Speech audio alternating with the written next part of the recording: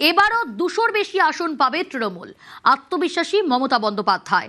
দলের প্রার্থী ও কাউন্টিং এজেন্টদের সঙ্গে ভার্চুয়াল বৈঠকে তার নির্দেশ, রাত 2টো বাজলেও গণনা কেন্দ্র ছাড়া যাবে না যতক্ষণ না তিনি বলছেন।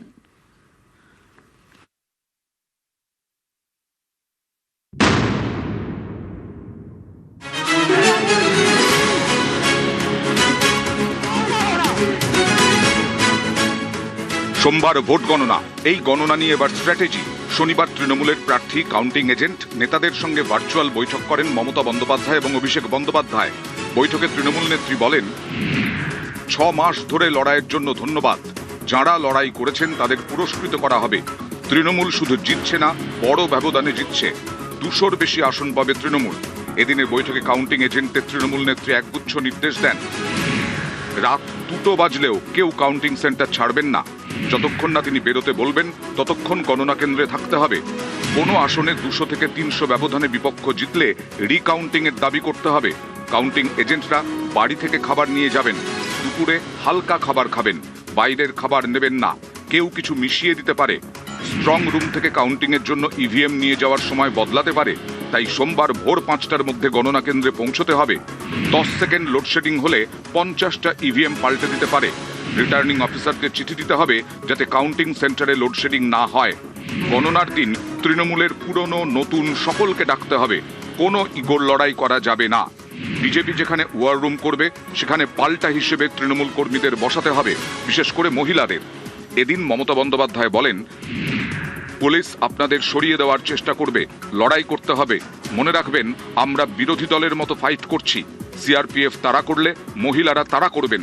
মহিলাদের সব বাহিনীকে নামান। বিজেপি কোনো মতেই আসছে না, চেক করেই বলছি।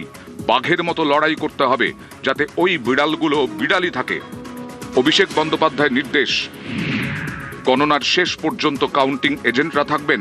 সার্টিফিকেট হাতে না পাওয়া পর্যন্ত কেউ কাউন্টিং সেন্টার ছেড়ে বেরোবেন না।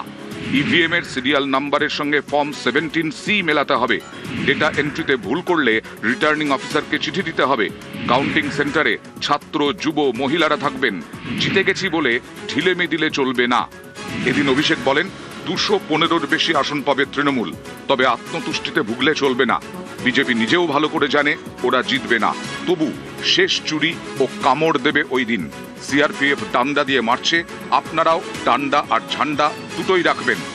ভার্চুয়াল বৈঠকে অভিষেক নির্দেশ দেন, মহিলাদের কাউন্টিং এজেন্ট হিসেবে রাখুন। সিআরপিএফ চাইলেও ওদের গায়ে হাত দিতে পারবে না।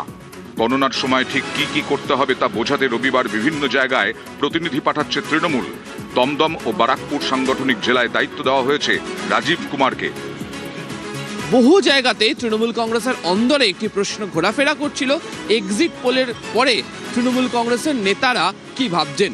দলীয় আত্মবিশ্বাসে যাতে কোনো ঘাটতি না থাকে সে বার্তাও মমতা, অভিষেক বন্দ্যোপাধ্যায়ের তরফ থেকে সম্পূর্ণভাবে দিয়ে রাখা হয়েছে তৃণমূল কংগ্রেসের সর্বস্তরের কর্মীদের কাছে। ক্যামেরায় রাজীব সিংহের সাথে আবির ঘোষাল, নিউজ 18 বাংলা, কালীঘাট।